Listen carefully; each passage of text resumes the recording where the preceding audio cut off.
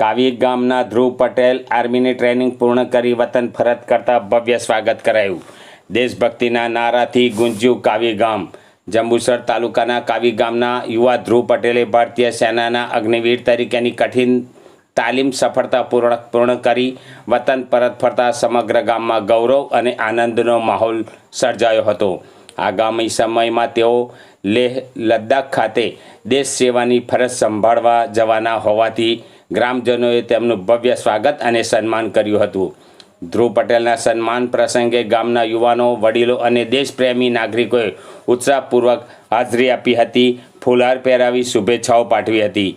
તેમના દેશ સેવાના સંકલ્પને બિરદાવવામાં આવ્યો હતો. સમગ્ર કાર્યક્રમ દરમિયાન દેશભક્તિનું અનોખું વાતાવરણ જોવા મળ્યું હતું. આ પ્રસંગે તાલુકા પ્રમુખ કુલદીપસિંહ યાદવ, જિલ્લા પંચાયત સદસ્ય કિરપાલસિંહ તેમજ ગામના અગ્રણીઓ અને મોટી સંખ્યામાં શુભેચ્છકો ઉપસ્થિત રહ્યા હતા.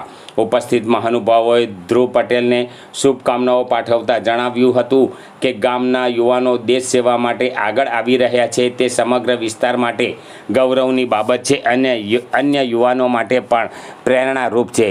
ધ્રુવ પટેલે પ્રથમ હનુમાનજી મંદિરે દાદાના દર્શન કરી આશીષ મેળવી સ્વાગત સમારોહ યાત્રા કાવી પંચાયત ભવનથી દેશભક્તિના ગીતો સાથે તેમના ઘર સુધી પહોંચી હતી.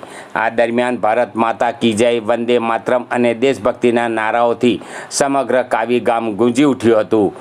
ગ્રામજનોએ ધ્રુવ પટેલને ઉજ્જવળ ભવિષ્ય અને દેશ સેવામાં સફળ કામગીરી માટે શુભકામનાઓ વ્યક્ત કરી હતી.